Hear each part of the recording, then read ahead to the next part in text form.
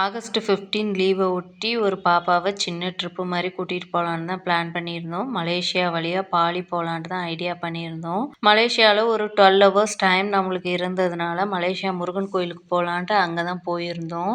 போய் சாமியெல்லாம் நல்லா தரிசிச்சுட்டு மலை ஏறி இறங்குறதுக்குள்ளார போதும் போதுன்னு ஆயிடுச்சு.